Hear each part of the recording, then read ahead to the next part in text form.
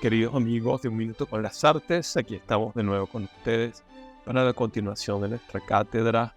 Recordemos que la anterior versa sobre el mismo tema de la de hoy, pero vamos a continuar en la relación que podemos establecer entre la crisis de verso de Mallarmé y los efectos que ese pensamiento de finales del siglo XIX ha provocado sobre la poesía contemporánea. Entonces, sería nuestra tercera sesión sobre el mismo tema.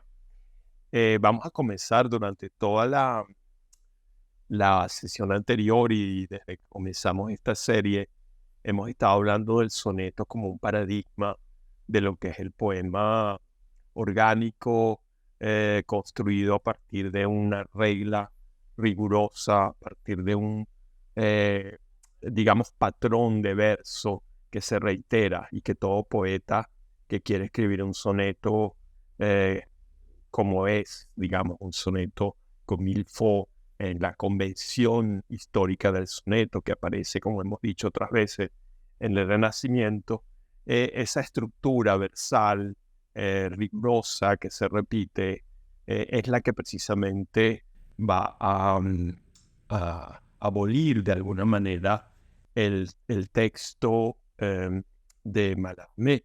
Digamos que no lo hace Mallarmé, él lo que hace es detectar una serie de condiciones de la historia de la poesía moderna que conduce a los poetas a salirse de alguna manera de la camisa de fuerza del soneto para explorar nuevas formas expresivas, nuevas formas de configuración del poema.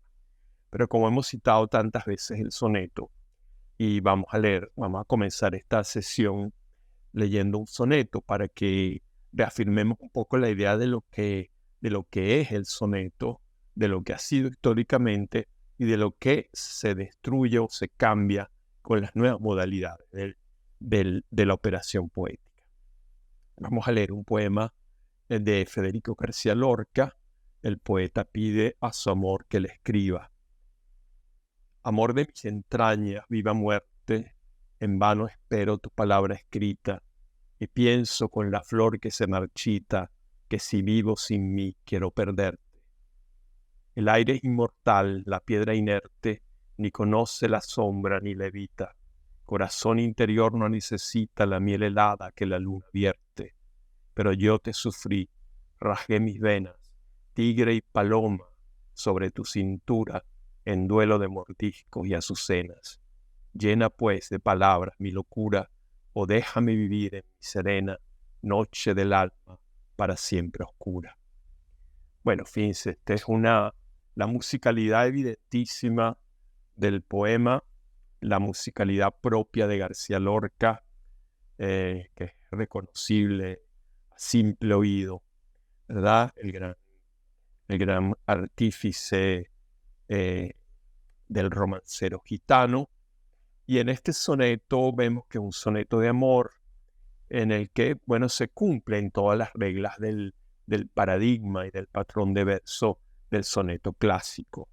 Es decir, 2 cuartetas y 2 tercetos, ¿verdad? Que concuerdan sus finales de verso con rimas consonantes, es decir, idénticas. Y concuerdan el primer verso con el cuarto, el segundo con el tercero en los cuartetos, y se entreveran las correspondencias en los 2 tercetos, entre el primero y el tercero, que se corresponde con el quinto, ¿verdad? Y, digamos, el segundo con el tercero y el sexto. Amor de mis entrañas, viva muerte, en vano espero tu palabra escrita, y pienso con la flor que se marchita, que si vivo sin mí quiero perderte. La misma correspondencia sonora se repite en la segunda estrofa, cuarteto. El aire es inmortal, la piedra inerte, ni conoce la sombra ni la evita. Corazón interior no necesita la miel helada que la luna vierte. Y ahora las correspondencias de los dos tercetos. Pero yo te sufrí, rasgué mis venas, tigre y paloma sobre tu cintura, en el duelo de mordiscos y azucenas. Llena pues de palabras mi locura, o déjame vivir en mi serena noche del alma para siempre oscura. Bueno, durante siglos la poesía occidental trabajó con el paradigma del soneto como horizonte, digamos, paradigmático de la operación poética. Pero, bueno, por supuesto, Mallarmé no podía hablar de García Lorca. Y García Lorca salió esta mañana al preparar la cátedra un poco por azar y un poco por placer, para demostrar, digamos, lo que es un soneto, un hermoso soneto.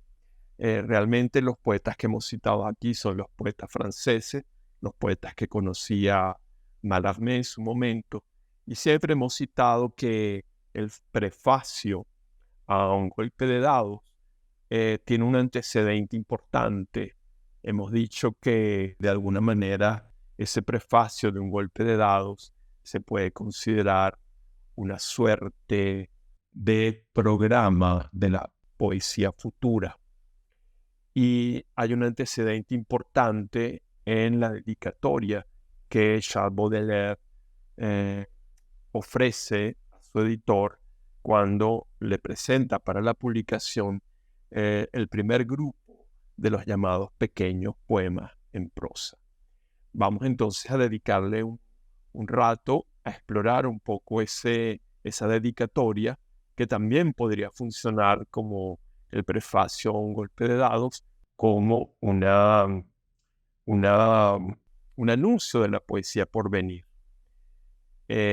Ya leímos en la clase pasada, la sesión pasada, una comparación interesante entre dos poemas de Baudelaire, El hemisferio en una cabellera, que es un poema en prosa, y su correlato, La cabellera negra, que es un poema lírico, rimado, con correspondencias sonoras regulares al final de verso, para ver las diferencias que hay entre lo que sería el poema en prosa y el poema lírico. Y encontramos que en el poema en prosa también podemos hallar la belleza de la melodía, de la consonancia, de las correspondencias sonoras y semánticas, y por supuesto del ritmo.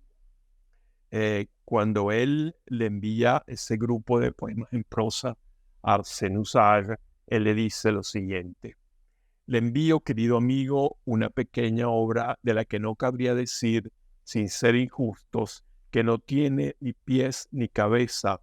Por el contrario, todo es en ella pies y cabeza a la vez, alternativa y recíprocamente. Considere, se lo ruego, qué admirables ventajas nos reporta a todos, a usted, a mí y al lector, tal combinación. Podemos cortar por donde queramos, yo mi ensueño, usted el manuscrito, el lector su lectura, pues la reacia voluntad de éste no le suspende del interminable hilo de una intriga superflua. Quite usted una vértebra y los dos fragmentos de esta tortuosa fantasía volverán a unirse sin esfuerzo. Desmenúcela en numerosos fragmentos y verá que cada uno puede existir aisladamente. Bueno, este párrafo con el que comienza la dedicatoria es un párrafo, no un pájaro, un párrafo ejemplar,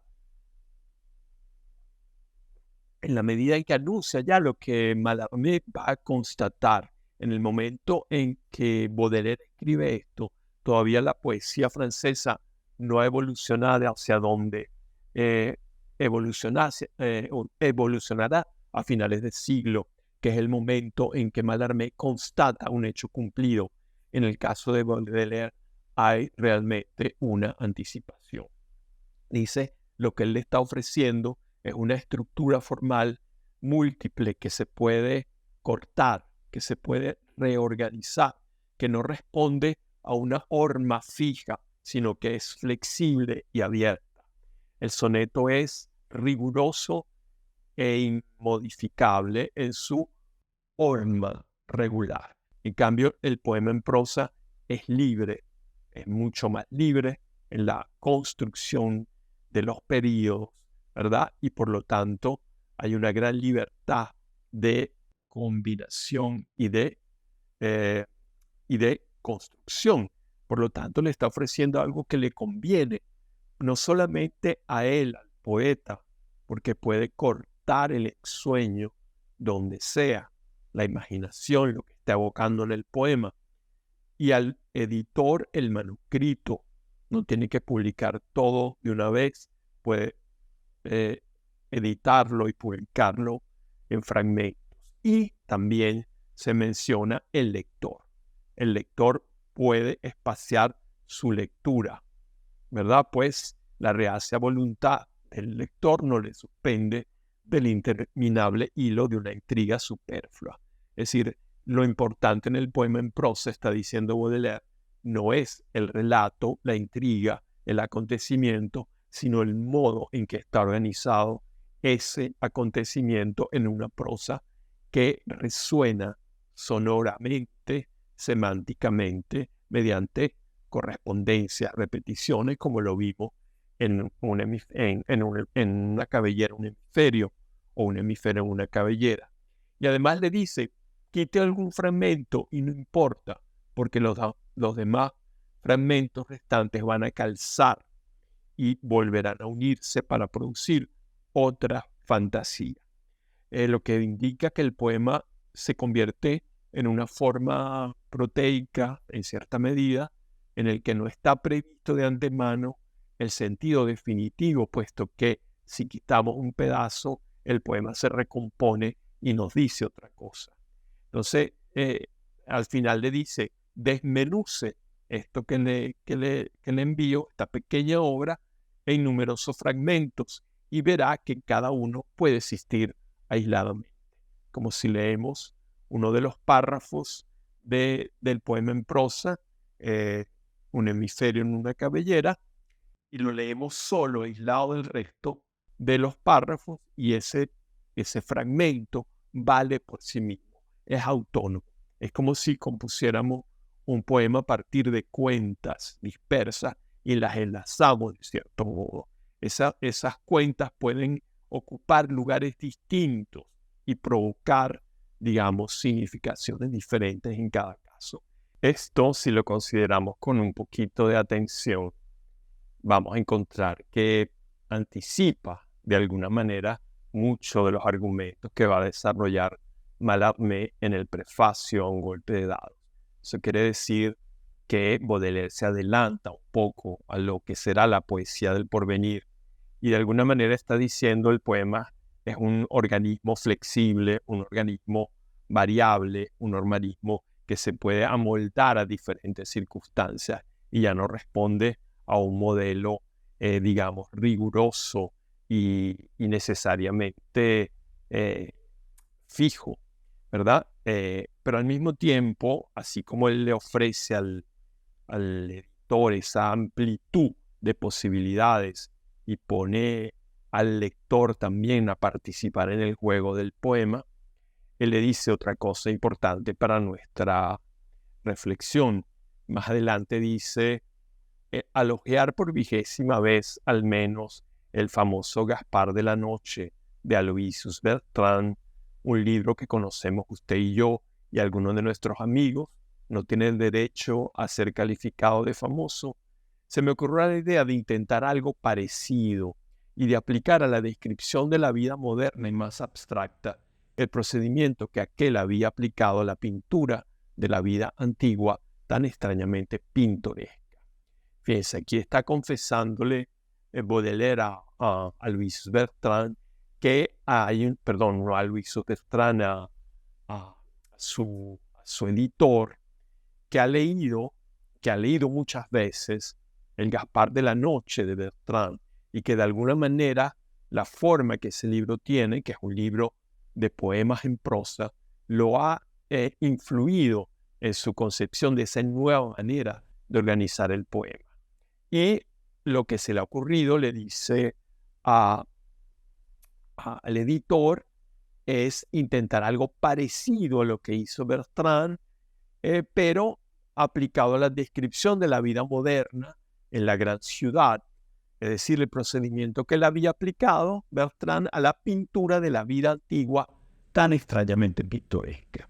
Gaspar de la Noche recoge, ¿verdad?, como estampas, pequeñas tableaux, visiones de una ciudad medieval, digamos, ¿verdad?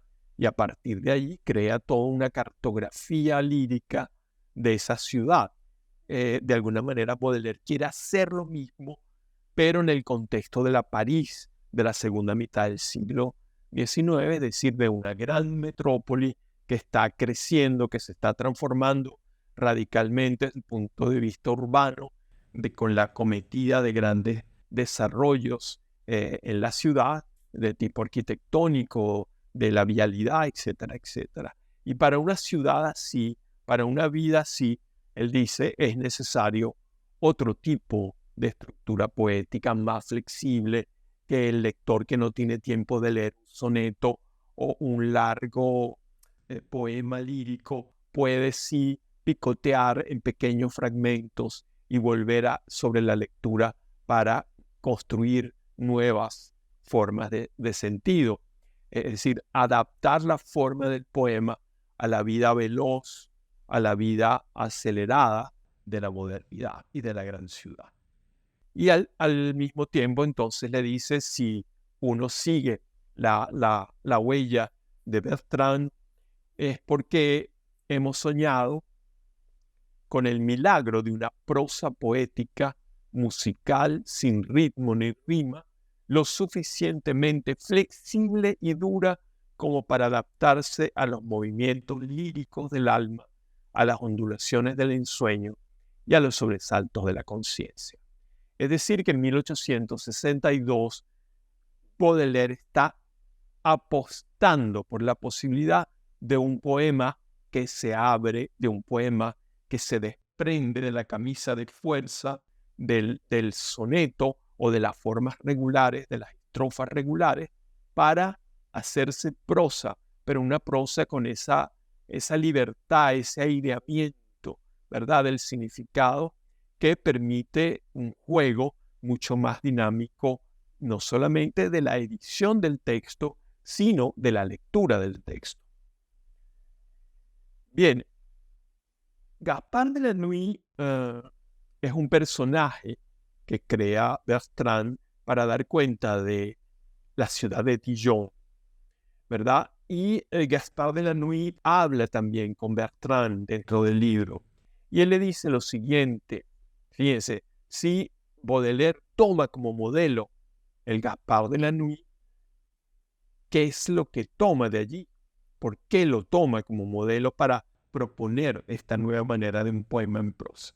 Dice, Gaspard de la Nuit, el personaje, le dice al autor, este manuscrito le mostrará cuántos instrumentos han probado mis labios antes de llegar al que hace la nota pura y expresiva, cuántos pinceles he usado sobre el lienzo antes de ver nacer en él la vaga aurora del claroscuro. En él están consignados distintos procedimientos, nuevos quizás, de armonía y color, son el único resultado y la recompensa única que he obtenido de mis elucubraciones. Es decir, le está anunciando ya en el año 1842 nuevos procedimientos de armonía y color, y Baudelaire 20 años después recupera este anuncio de Bertrand y lo incorpora a su teoría del poema en prosa. Esto nos demuestra, por una parte, que la historia de la poesía moderna es también una historia de continuidades, una historia de legados y de conservación y transformación de los legados. De Bertrand a Baudelaire, de Baudelaire a Mallarmé, de Mallarmé a Apollinaire, de Apollinaire, y así seguimos avanzando en el siglo XX hasta nuestros días. La liberación de la forma fija y de la rima permite al poeta una escritura más flexible e imaginativa capaz de adaptarse a todas las circunstancias y a todos los cambios. La dedicatoria a Arsenio Sage de los pequeños poemas en prosa es un antecedente fundamental del prefacio de Mallarmé a su golpe de dados. Baudelaire fue, junto con Whitman y Lafon, de los primeros que pusieron en evidencia lo que el propio Mallarmé, en un escrito famoso, como lo hemos visto, reconoció como la crisis radical que en Francia, tras la decadencia del legado de Víctor Hugo, afectaría al verso. Vamos entonces a entrar en otro ámbito. Nos salimos ya de la secuencia de los prefacios y de ese anuncio del porvenir de la poesía moderna que encontramos en Bertrand, en Baudelaire y en Mallarmé, para adentrarnos en un texto también capital para esta historia de la poesía moderna, que es precisamente ese texto que está muy ligado a la experiencia de un golpe de dados, que es Crisis de verso. Allí dice lo siguiente, Mallarmé: asistimos como final de siglo, recuerden que esto se está escribiendo en 1896, asistimos como final de siglo, mas no como en el anterior, a conmociones, sino lejos de la plaza pública, a un temblor del velo del templo con pliegues significativos y un poco su desgarradura. Es decir, estamos asistiendo a una revolución que no tiene el carácter de la revolución política anterior, del fin del siglo anterior, es decir, del fin del siglo XVIII. No es la conmoción de la Revolución Francesa, sino otra conmoción, una conmoción del espíritu, una conmoción del arte y una conmoción en particular del arte de la poesía. El antiguo velo del templo de la poesía clásica se ha desgarrado. Y luego añade: un lector francés que hubiera interrumpido sus hábitos a la muerte de Víctor Hugo no podría menos que desconcertarse. Es decir, que un lector que venía de leer a Víctor Hugo, y Víctor Hugo es el paradigma del poema con ese gran verso alejandrino que él utiliza, el gran padre de la poesía romántica francesa y que fue el poeta paradigmático de toda buena parte del siglo XIX. A la muerte de Víctor Hugo es que van a producirse los cambios que Mallarmé recoge en su texto, el prefacio por una parte y este texto que llama Crisis de verso. Algo pasa con la muerte de Víctor Hugo, no porque la muerte provoque los cambios, sino porque desaparece la figura que soportaba la estabilidad del poema, el gran poema romántico. Y va a ocurrir algo completamente distinto. Ya Baudelaire, antes de la muerte de Víctor Hugo, va a socavar el edificio de esa antigua poesía. Ese templo del que habla Mallarmé va a ser fracturado. Y cuando Mallarmé está escribiendo, la fractura es total, ¿verdad? Bien, entonces Víctor Hugo es un personaje tan importante como Baudelaire en esta discusión, porque es el padre de la poesía moderna. Pensemos que la modernidad romántica comienza precisamente como un efecto de la Revolución Francesa, y la Revolución Romántica de los años 30 va a encontrar a Víctor Hugo como uno de sus héroes, vamos a decirlo así. Entonces la figura y la obra de Víctor Hugo va a ser fundamental para ese paradigma de la poesía romántica que van a seguir, bueno, Nerval, Novalis, el propio Baudelaire al principio, ¿verdad? Vamos a leer un fragmento de Víctor Hugo para mostrar la amplitud del verso, un famoso poema muy largo, en el que no se puede quitar ningún pedazo como propone Baudelaire, porque si le quitamos un pedazo, el poema pierde coherencia, se desmorona, ¿verdad? Cojea de alguna parte. La leyenda de los siglos, un fragmento. Yo vi la muerte y la vergüenza unidas a la luz del crepúsculo, marchaban en un horrible bosque, estremecidas por el viento, las hierbas oscilaban. Sobre un muerto caballo iba la muerte y la vergüenza en un corcel podrido. Pájaros negros por el aire inerte cruzaban arrojando su graznido.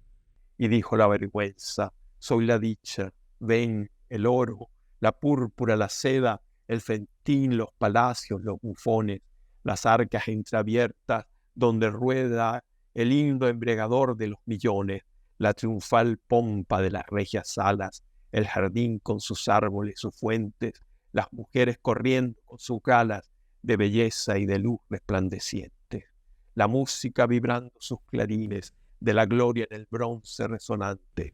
Todo te pertenece, goce, arrullo, hermosura, poder, cetro y orgullo.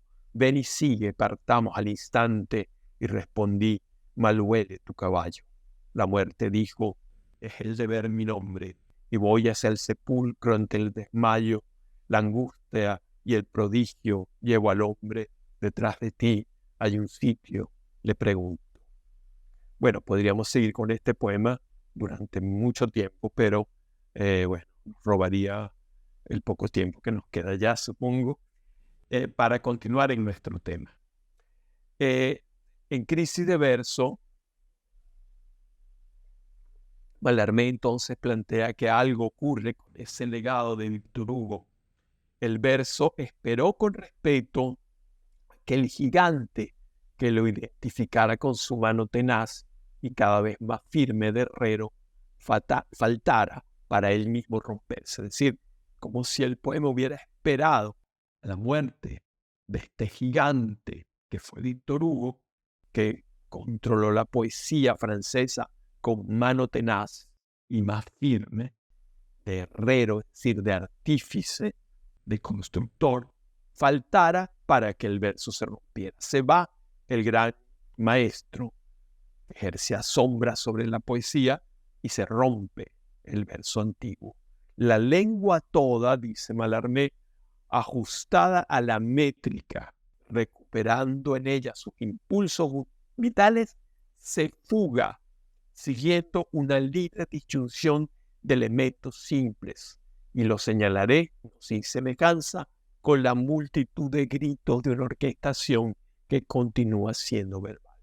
Nosotros utilizamos desde el principio la imagen de que la horma cerrada del soneto había sido atacada, fracturada, como si violentáramos un bloque de mármol y lo martilláramos y lo volviéramos pedazos.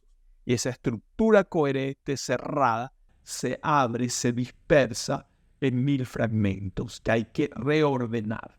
Baudelaire ofrece una manera de ordenarlo, Mallarmé ofrece otra, el verso libre de Lafont o de Whitman ofrecen otra, etcétera, etcétera. Pero el modelo antiguo que permaneció incólume desde el siglo XVI hasta mediados del siglo XIX, se va a romper finalmente, y todos esos fragmentos de esos pedazos dispersos es que se produce la poesía que hoy llamamos moderna.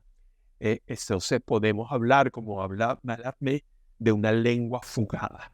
La lengua se fugó, se abrió hacia expansiones ilimitadas dentro de las posibilidades de la significación. Disyunción, se abren los fragmentos hacia nuevos órdenes de sentido. Y dice que eso tiene semejanza con la multitud de gritos de una orquestación que continúa siendo verbal. De gritos, dice, de sonidos. Y recuerden cómo en el prefacio de él habla de que la literatura va ahora a seguir el modelo de la música, otro tipo de manera de organizar el sentido y el significado y el sonido en el poema. Es decir, los fieles del alejandrino, es decir, el tipo de verso que defendió Víctor Hugo y que llevó a su máxima expresión, que dice Mallarmé, es nuestro hexámetro, es decir, equivalente a la gran poesía clásica griega, aflojan interiormente ese mecanismo. Los que trabajaron con el alejandrino, la estructura del alejandrino se afloja. Es como si ese mecanismo del aparato poético tradicional se le van, digamos, aflojando las tuercas y los tornillos. y eso va a tender a desaparecer. El mecanismo rígido y pueril de su medida se va a deshacer. El oído, dice Mallarmé, liberado de un medidor ficticio, experimenta el gozo de discernir por su cuenta todas las combinaciones posibles entre sí de 12 timbres. Este fragmento es como si estuviera hablando de la música pura, es decir, la gama de los sonidos, ¿verdad?, de los 12 timbres básicos de la escala, con sus medios tonos, ¿verdad?, los 7 tonos y los medios tonos, y bueno, utilizar esa misma idea de combinatoria en la producción del poema. Ya no el alejandrino, las 14 sílabas métricas que deben aparecer en cada verso de un soneto de Víctor Hugo, ¿verdad? Y ese mecanismo se aflojó, ¿verdad? Y entonces se abre a la posibilidad de, él dice, experimenta el gozo, la poesía abierta, la poesía que se quitó esa camisa de fuerza, porque la llama, ese alejandrino era un medidor ficticio para la poesía, no la dejaba respirar, y de alguna manera los experimentos de Whitman, los experimentos de Lafort indican que la poesía ya no resistía esa camisa de fuerza y se liberó. Hubo una revolución de la poesía, ¿verdad?, con algunos poetas pioneros, que son los que van a anticipar lo que vamos a reconocer posteriormente como la vanguardia, ¿verdad? Esa lengua fugada es la que vemos en El golpe de dados. Y el poema que acabamos de leer, esos fragmentos de la leyenda de los siglos de Víctor Hugo, si le aflojamos las tuercas, va a tener una condición semejante a la que van a ver en la imagen. Es decir, es como si se deshicieran las conexiones, ¿verdad? Y el poema se dispersara. Es como si yo sacudiera la caja donde están ordenadas las palabras del poema de Víctor Hugo y lo vaciara de una manera completamente azarosa, como se tiran los dados en un tapete.